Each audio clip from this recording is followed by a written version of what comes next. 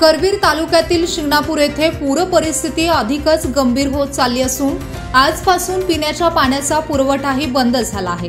त्यामुळे ग्रामस्थांना ऐन पावसाळ्यात पाणी टंचाईला सामोरे जावे लागणार आहे। पूर परिस्थितीत वाढ होऊन पंचगंगेच्या पुराचे पाणी आज सकाळपर्यंत ज्ञानेश्वर मंदिर आणि जुन्या चर्मकार बस्तीजवळ आले आहे। राधानगरी, दूधगंगा आणि तुळशी धरणातून विसर्ग सुरू असल्याने पुराच्या पाण्यात वाढ होत आहे। महापुरामुळे गावातील पिण्याच्या पाण्याची व्यवस्थाही कोलमडली आहे। जाकवेलमधून पाणी उपसा करणे शक्य नसल्याने पूर ओसरेपर्यंत अनिश्चित काळासाठी ग्रामपंचायतीकडून पाणी पुरवठा बंद करण्यात आला आहे। बीपीएन साठी कोल्हापूरहून विजय यशपुत।